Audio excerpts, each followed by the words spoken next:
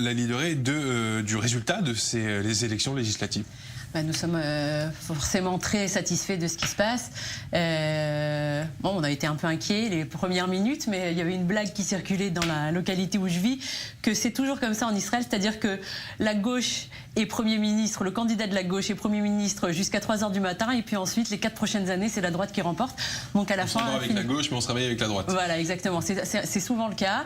Et donc oui, on est très très très satisfaits. On attend encore les voix des soldats pour savoir si si le parti de la Nouvelle Droite va également rentrer à l'intérieur de la Knesset, qui va offrir encore 4 voix à la coalition. Mais voilà, pour le moment, on est très satisfaits. Votre réaction à vous, Ferbronstein? Moi, je me réveille inquiet. Moi, je me réveille très inquiet ce matin, parce que ces élections-là nous montrent que la société israélienne est fracturée. Elle est totalement divisée. C'est pas Israël, il y a peut-être certains partis qui pensent avoir gagné les élections, mais je pense que la société israélienne les a perdues.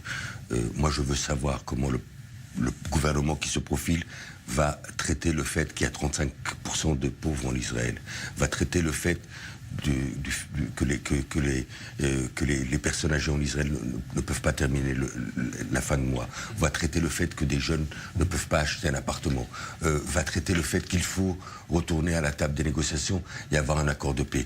Un Premier ministre qui te dit on va annexer les territoires, c'est un Premier ministre qui nous dit 2 choses. Soit on va vers une situation d'apartheid, c'est-à-dire qu'il y aura des Palestiniens qui vont être annexés, mais qui n'auront pas des droits civiques, et ça c'est une catastrophe pour Israël, soit on va vers un État binational. Et c'est aussi la fin du rêve sioniste, la fin du sionisme, la fin d'un État juif et démocratique. Donc moi je me réveille aujourd'hui très très inquiet. J'entends votre très inquiet. Critique implicite du manque de programme politique du Likoud. C'est bien ce que vous dites, mais... C'est pas le problème que de Likoud. Quand je vois la coalition qu'il va avoir... N'était pas sur ça, n'était pas sur la cherté de la vie, n'était pas sur tous ces... justement, c'était sur lui ou Bibi, ou surtout pas Bibi. C'était la seule question. Mais c'est terrible aujourd'hui que dans des élections...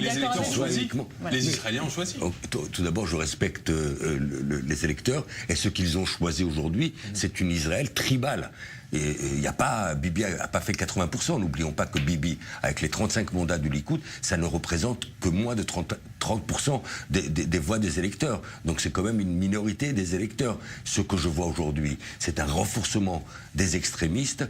On va avoir 16 parlementaires extrêmement religieux, orthodoxes.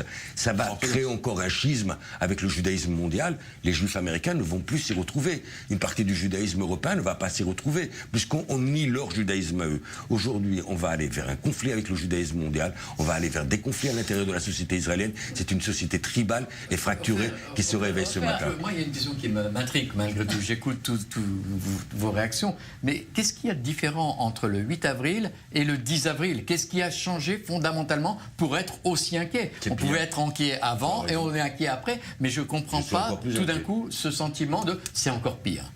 Je comprends pas. Parce que quand je vois un Smotrich rentrer qui est l'extrême droite, presque fascisante. Il était déjà là, à la dernière mais aujourd'hui, il va être ministre.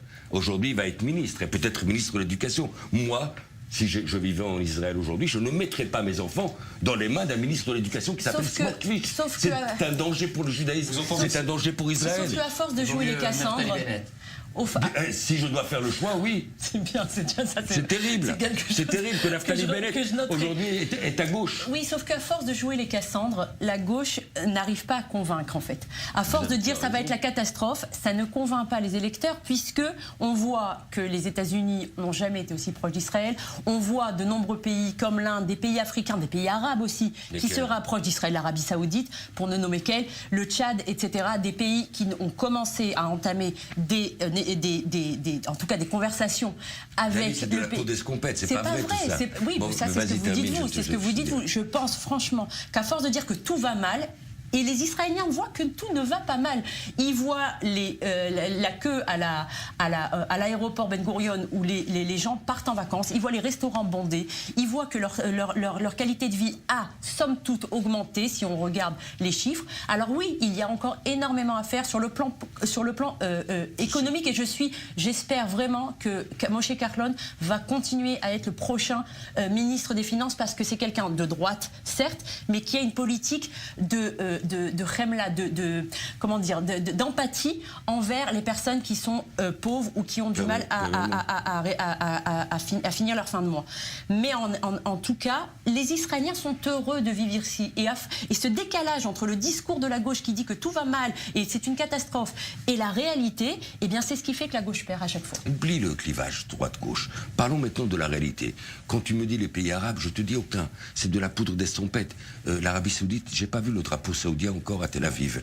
Le Tchad, avec tout le respect, si c'est ça la grande victoire internationale de M. Netanyahou, le Tchad, bon, ok, pourquoi pas, je suis pour. Mais si les amis de M. Netanyahou, Lali, et toi tu devrais être sensible à ça, sont les antisémites et les négationnistes polonais, sont les antisémites et les négationnistes hongrois, sont les populistes comme Poutine, sont les populistes d'extrême droite comme le Brésilien qui a visité Israël la semaine dernière. Moi je suis inquiet. Moi je veux allier à Israël les pays européens, les pays démocrates, les pays progressistes. Moi je veux allier à Israël les pays arabes. Je veux te rappeler, Lali, je vais te rappeler le rapprochement entre Israël et les pays arabes.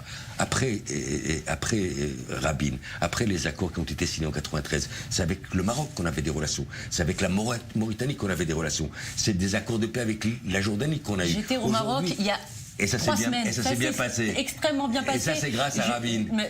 Ben oui. C'est grâce à Rabin. En tout cas, ils étaient très contents de les Israéliens de leur rendre visite, bien que Netanyahou soit... Je vais te rappeler un peu l'histoire. Le 13 septembre 1993, on a signé des accords d'Oslo à Washington. Le 14 septembre, c'est Rabin qui arrive à Rabat. C'est Rabin qui arrive au Maroc. En 1994, c'est la grande conférence économique de Casablanca. C'est magnifique, c'est extraordinaire, sauf qu'il y a eu des milliers de morts. Donc arrêtons de parler des victoires international de M. Netanyahou, c'est de la poudre d'estrompette. Mais je reviens aux statistiques. Moi, je vais me baser sur la Lishka Merkazit de Statistika. 35 ans, des statistiques israéliennes. Donc, c'est pas ma position politique que j'exprime, c'est la réalité israélienne. Que tu me dises que les Israéliens partent beaucoup à l'étranger, tu as raison, ils vivent à crédit. On a vu la semaine dernière comment Israël a été vendu aux bourses et quel succès elle a eu sur la bourse israélienne. Parce que les Israéliens vivent à crédit. Parce qu'ils vivent comme s'il n'y avait pas de lendemain. Parce qu'ils sont inquiets. Non, est-ce que parce qu'ils sont heureux. Vous parlez du coût de la vie. Ce sont des revendications légitimes. Le coût de la vie en Israël, c'est important. Encore une fois, c'est des statistiques, l'OCDE. Mais Israël... Je me permets, on va retrouver notre envoyé spécial à Nazareth. Au bout de la liste. Pour parler d'un autre sujet, les Arabes israéliens.